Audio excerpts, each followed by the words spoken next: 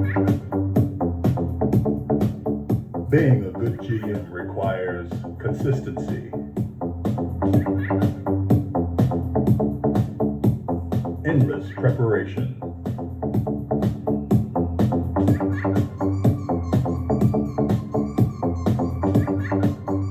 and player appreciation. This is Confessions of a Frustrated Game Master.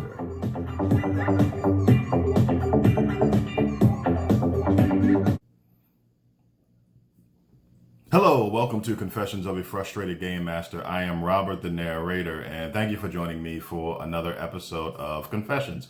This episode of Confessions, lo and behold, I have a topic. I have a topic because I have been running my game for the last 4 weeks for a new group of players who I've never played with before. A great opportunity to expose my game to, again, players I've never played with before. And at this point, I'm not even calling my game play testing because the game is written. We're in the process of editing it. So no more play testing. This is me running my game, the game that I've completed after 14 years. But that's not what this episode is about. This episode is about some concerns that I've dealt with in the past that have cropped up for this new group of role players that I'm playing with. And the adventure that I'm running is the adventure that will be in the core rule book. Spoiler alert, it's called, the adventure is called The Heralded God. So that's an exclusive here for you listening to this episode. But the two concerns that are coming up is the fact that we have the group split and probably evenly divided in two of play styles, of different play styles.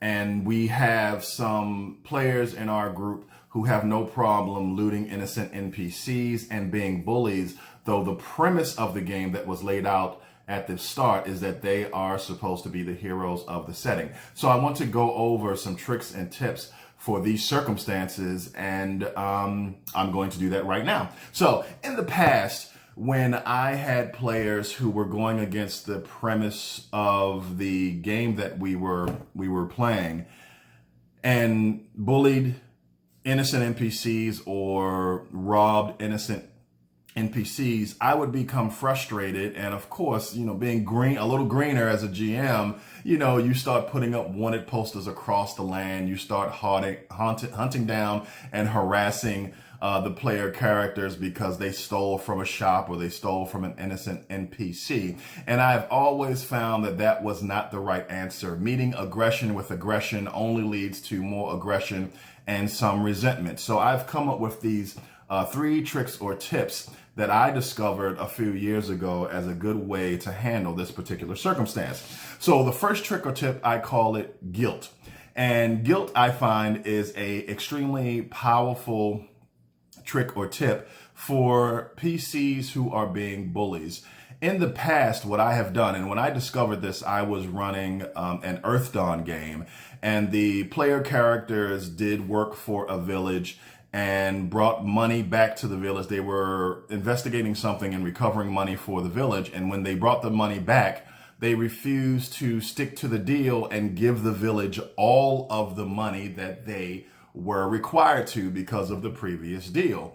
And instead of putting up wanted posters and meeting aggression with aggression, what I did is I said, why don't I try to make them feel guilty? And it just came to me as a different antidote for the issue. And so what I did was I had one of the village militiamen who's headstrong, kind of brash, say, hey, you can't treat us like this. Give us our money. And then I had the village elder say to the militiaman, son, these are dangerous adventurers. They will kill everyone in this town. We should be happy that they're only taking our money and not taking our lives.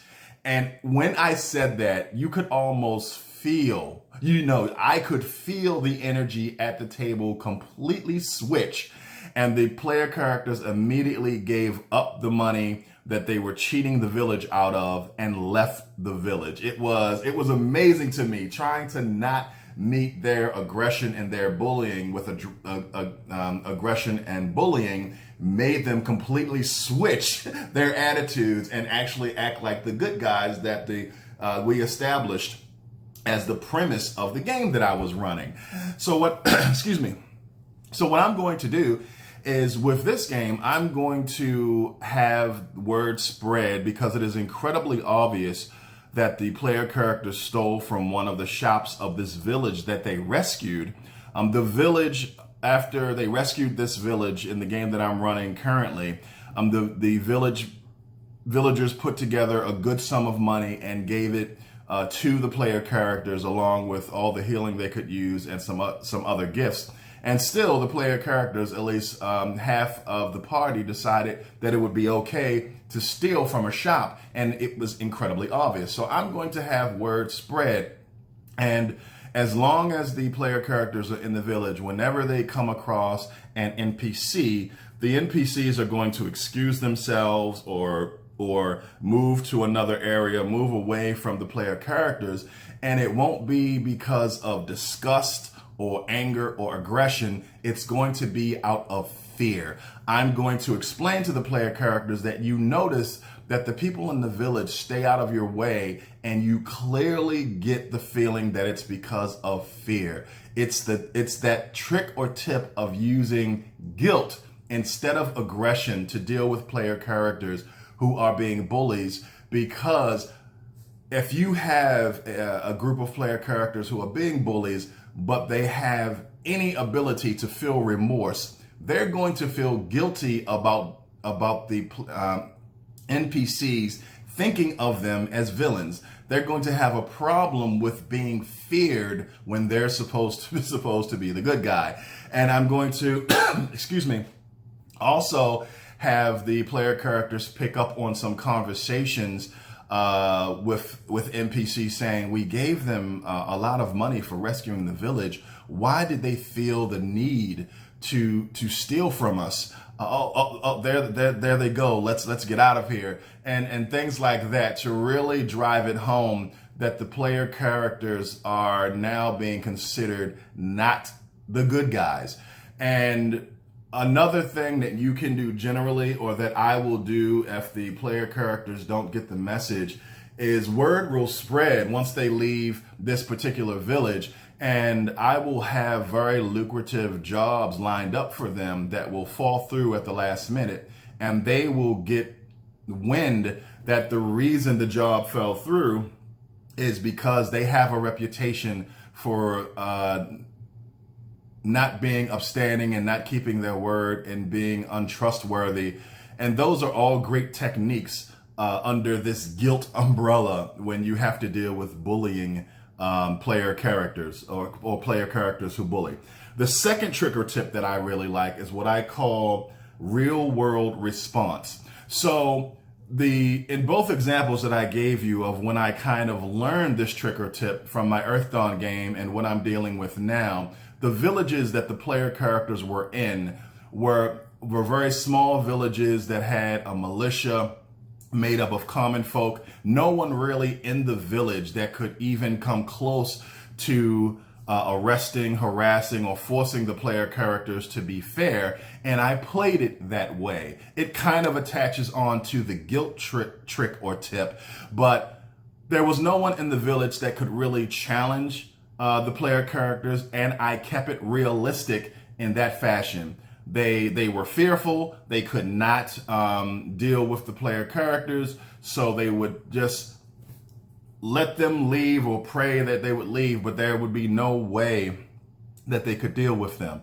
If you want to be realistic, maybe the village will hire other adventurers to maybe get revenge against the player characters or something like that. But you have to really be realistic and use verisimilitude to approach any issue where the player characters are not being cool or being bullies, so that they understand that what they are doing is not right. And again, this is about reinforcing the premise of the game. And even if the premise of the game were that the player characters were supposed to be bastards, the world should respond realistically to them. whenever they are being bullies or stealing or robbing, and it is clear that they are not really honorable characters or honorable actors. And so I like to make sure that my responses are always realistic. And finally, to address bullying player characters or player characters who loot and steal and rob from innocent NPCs, I will at some point start including really difficult encounters when they are bullying or stealing or looting. So for example, what you could do is when they rob a wealthy individual, you can have the items or property that they steal be cursed. Or when they try to sneak into a shop and steal from innocent NPCs, you can have powerful magical or mechanical traps protecting the valuables of the NPCs. Now, as far as whenever they steal from someone, having it be a cursed item, you can only use this very sparingly because the player characters will think that you're out to get them and that you're being unfair. But it is still a great tactic to teach a lesson to the player characters who are supposed to be the good guys in your setting, that stealing and looting comes with consequences. So that is setting up difficult encounters or consequences for bullying will go a long way to try to quell it in your game. So, and the last thing I want to cover really quickly is how to handle the disparity between play styles in your group. As I mentioned, we have a cleric of justice in our group. So if the player is going to play their character realistically, there is no way that the character should tolerate party members who are going to harass, bully, and steal from innocent people. So if that player is going to play the character accurately and realistically, they should have a conversation with their party members and put them in line. Now, this could be really dangerous because players can get upset or catch feelings and feel like they're being harassed. And if the conversation happens, if there are player characters in the party who get wind that this is going on and they don't agree with it, and there is a conversation and it starts to go bad, I definitely recommend that you immediately stop the game and have a conversation with everyone.